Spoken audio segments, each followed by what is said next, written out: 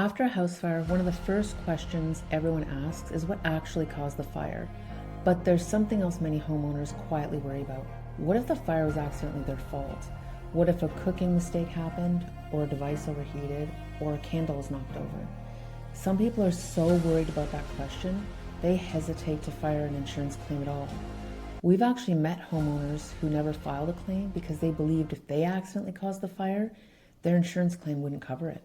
And that misunderstanding can cost people a tremendous amount of money. So in this video, we're going to walk through how fire investigations actually work, what investigators look for, how they determine where a fire started, why the investigation process takes time, and we'll also talk about something many homeowners don't realize. In many situations, accidental fires are still covered by homeowners insurance. Understanding this process can remove a lot of fear and confusion from the fire recovery. After a fire occurs, one of the first priorities is securing the scene.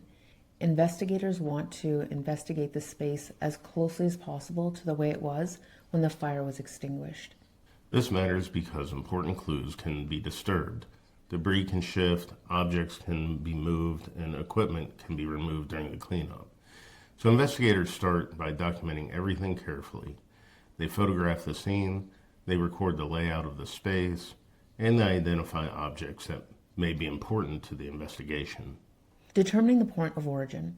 This is the location where the fire began. Finding the origin is a bit like solving a puzzle. Investigators examine how fire damage appears across the room. They study where the damage is lighter and where it becomes more severe, because fires typically spread outward from the place where they started. So investigators often move from areas of lighter damage toward areas of heavier damage. That process helps narrow down where the fire likely began. For the burn pattern analysis, burn patterns can reveal important information. Different materials respond to heat differently: wood, fabric, plastics, and electronics. Each material reacts to fire in its own way. Investigators examine things like char depth, melt patterns, smoke staining, and the direction of the burn. All these clues help reconstruct how the fire moved through the space. Yep. Once investigators identify the likely origin area, they begin examining the items located there. This might include appliances, electronics, power cords, batteries, charging equipment, electrical outlets. Sometimes equipment is removed so specialists can analyze it more closely. For example, if a lithium battery is suspected, investigators may examine the battery cells to determine whether an internal failure occurred. Sometimes while they're doing this, they'll start asking you questions about what happened, and it might feel like they're suspicious of you. That's not what's going on. They just need information. For fire investigators, this is actually a puzzle for them, and they'll spend a lot of time taking your room where the fire started and placing things back where they were. This is often a laborious process because the firefighters will have thrown things about or removed furniture or burned items. But the fire investigator will take time to take these items, put them back in their place so you can see the burn patterns as they were when the room was constructed prior to the fire. The layout's very important to find the location of fire and see how things burn and how it moved through the room.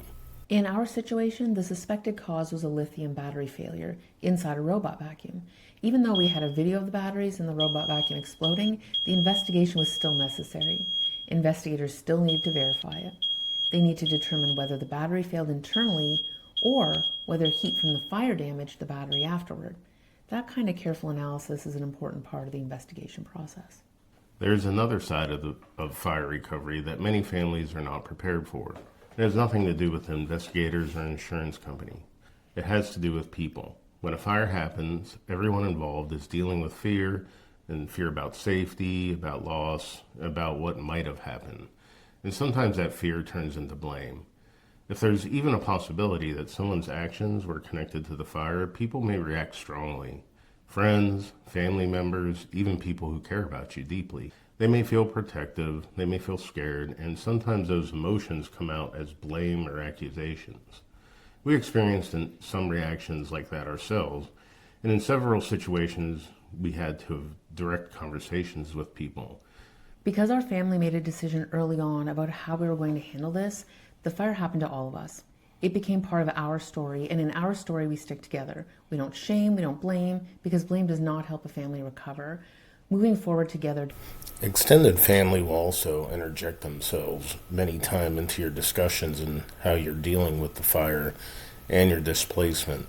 It's important not to let these external factors get into your internal family system and work through things the way you think is right.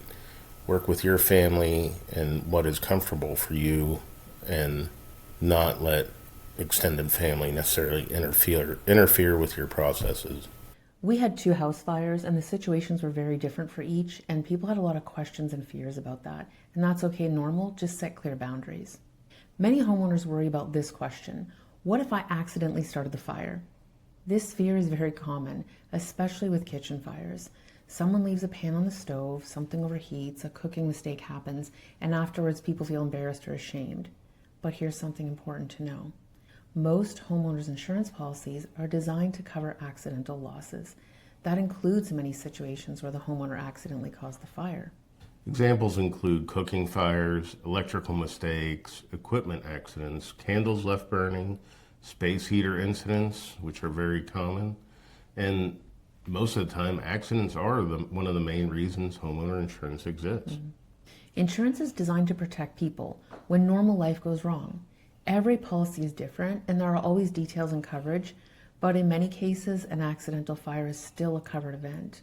We were worried after our second house fire that there might be some change in how we were handled, being that we'd had 2, but the policies were very different, and we were treated the same, and it didn't seem like anyone suspected us of anything. I felt like we were very respected.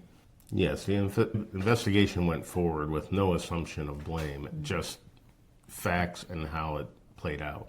I think we both felt like the insurance was there to help us, protect us, and return things to normal, and that was it. And that's what you pay for. You pay for that protection, and it's there to protect you, especially during accidents. They are about understanding what happened, where the fire started, what caused it, whether equipment was involved. That information helps, but if you experienced a fire and believe you may have accidentally caused it, that does not automatically mean your insurance will deny your claim.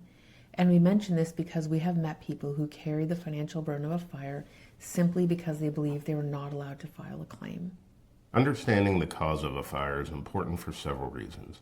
It helps insurance companies process claims, helps identify safety risks, and sometimes investigation findings lead to improvements in product safety. Understanding what caused the fire is an important step to the recovery process. But once the investigation stage settles, most homeowners quickly discover another challenge waiting: documenting everything that was lost. And that process can be much harder than people expect, because when you're asked to create a contents inventory for an insurance claim, you suddenly realize how many belongings existed inside your home. And that's where many homeowners accidentally leave legitimate money out of their claim.